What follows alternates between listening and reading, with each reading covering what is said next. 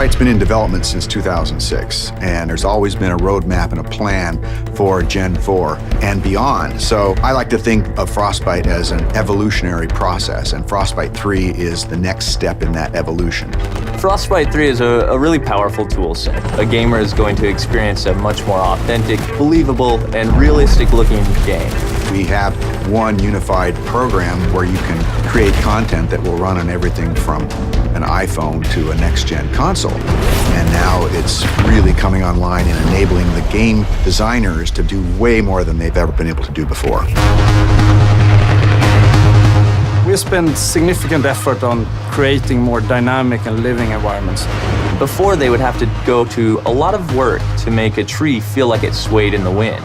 Now we give them the tools to create the tree, and we let the game engine control how the wind affects that tree. Frostbite allows everything to work together. The waves on the beach, the wind blowing the whitecaps, even the clouds overhead all move consistently with the forces of nature. You might see an explosion go off, you'll see the trees nearby shake from the explosion. It's sort of subtle, but it creates this sense of seamless reality. So the large world coupled with a lot of people running around interacting with you really pays off in Battlefield 4. Destruction has always been a core feature of the Frostbite engine. It's the evolution of the way the environment is impacted by gameplay. Everything from the smallest spark colliding, but also gigantic chunks of debris that crumble when they impact the ground. The guys on Battlefield 4 have been working on something called Levolution. Levolution is really about the concept how you can drastically change a multiplayer map into something different. It could be anything from a big building collapsing or to a dam breaking or anything really big game changer to the level. A recent feature that we've put in, and you'll see in Battlefield 4, is our networked water simulation. So what this means is all players will see the same wave in the same position at the same time. And this leads to some pretty exciting cat and mouse type of gameplay where you're ducking down and going up and you can kind of peek around as you drive in your boat.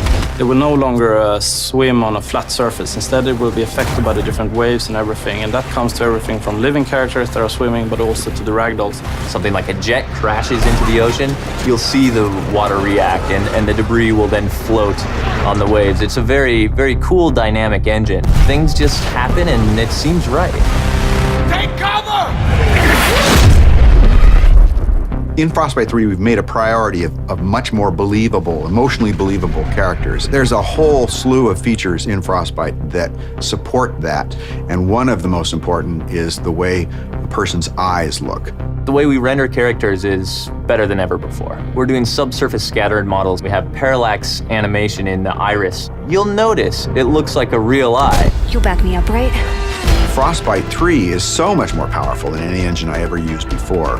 And it's not just the specific features and the framework, it's the fact that we're collaborating with other teams around the world. In the past, before we had the Frostbite team, we were building a new engine every time and we were kind of stumbling constantly. Now, to have the team here to focus on new releases with new goodies means that we as a team can focus on the creative side to deliver better games, better experiences. Today it's used by a lot of different genres, so everything from racing games to real-time strategy games and RPGs.